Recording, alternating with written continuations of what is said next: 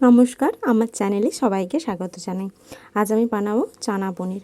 চানা পনির বানানোর জন্য 250 গ্রাম বড় ছোলা নিয়েছি। এরপর ছোলাটাকে সারা রাত ভিজিয়ে রাখার পরে আমি কুকারে দিয়ে সামান্য পরিমাণ জল এবং একটু নুন দিয়ে দুটো সিটি মেরে নিয়েছি। এখানে আমি 100 গ্রামে একটা পনির নিয়েছি এবং ওইটাকে ছোট ছোট করে কেটে নিয়েছি।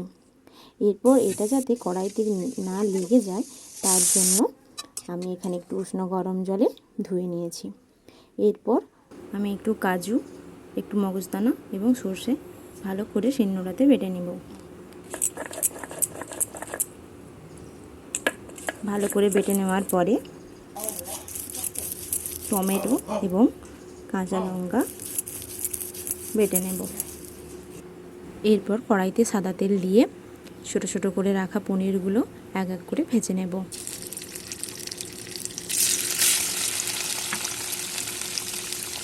পনিরের দুপাশ ভালো করে লাল লাল করে ভেজে তুলে নেব। দেখুন পনিরগুলো আমার একদম ভালোভাবে ভাজা হয়ে গেছে। আমি পনিরগুলো ভেজে তুলে নিয়েছি। এরপর ওই তেলে গোটা জিরে, তেজপাতা এবং ছোটো এলাচ দিয়ে একটু নাড়াচাড়া করব। তারপর পেঁয়াজ কুচি, সামান্য পরিমাণে একটু নুন দেব। এরপর আদা বাটা এবং রসুন বাটা দিয়ে ভালো করে কষাবো।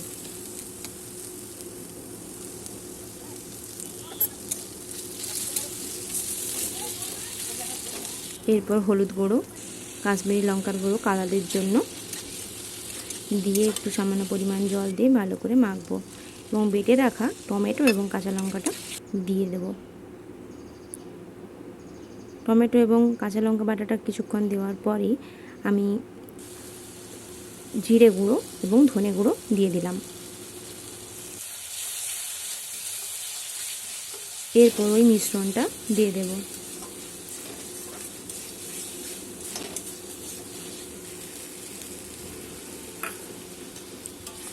দু তিন মিনিটের মতো নাড়াচাড়া করে একটু জল দিয়ে দেব।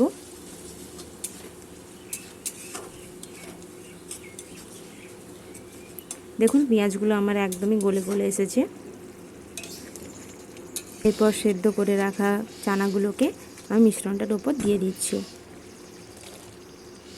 2 মিনিটের মতো ফুটিয়ে নিয়ে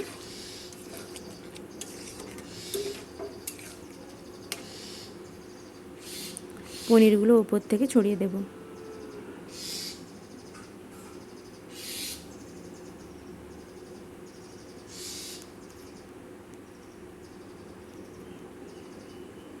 রান্না আমার প্রায় হয়ে এসেছে।